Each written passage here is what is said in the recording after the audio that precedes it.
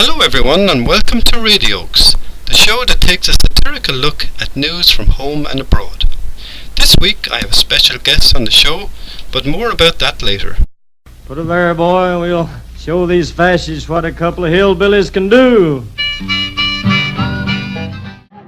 Gracious, great balls of fire!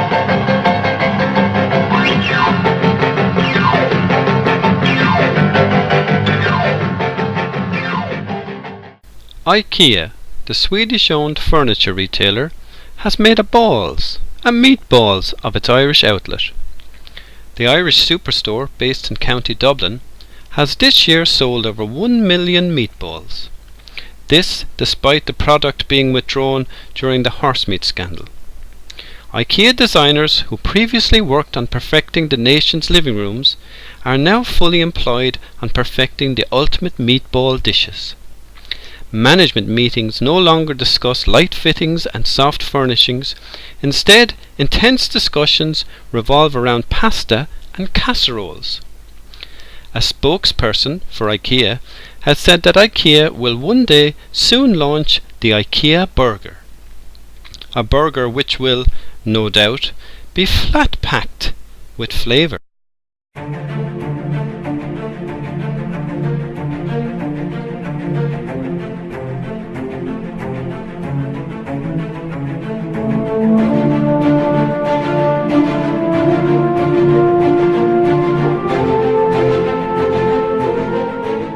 Russell Crowe is Noah.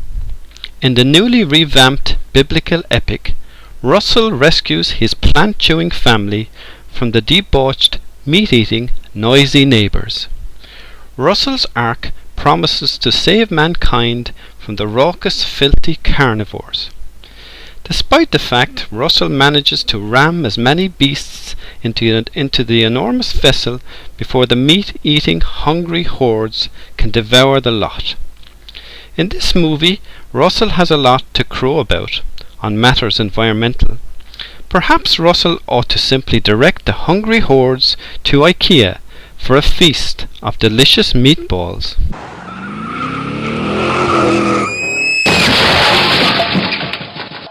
At 6:30 a.m, a driver smashed through the wooden gates of Ireland's most prestigious college, Trinity College Dublin. The 200-year-old gates were badly damaged and the driver was later arrested.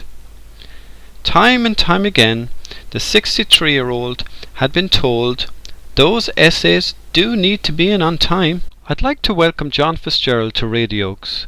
John is forever modest, but it is little known that John has twice won the Best Humorist Essay competition at the prestigious Listowel Writers' Week. So, no pressure, John.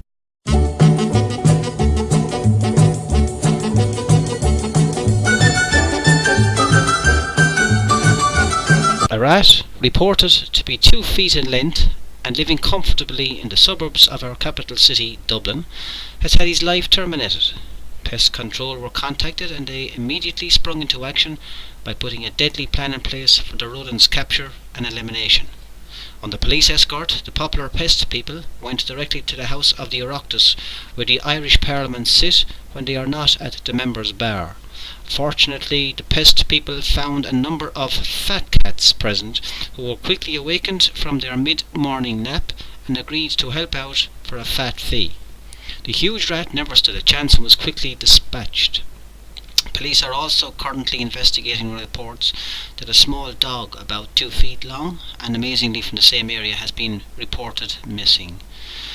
A big search has been undertaken in the area, but as yet police have no definite leads to follow. Latest reports suggest that the dog owner had no lead either. This is Special Correspondent for Radiokes News.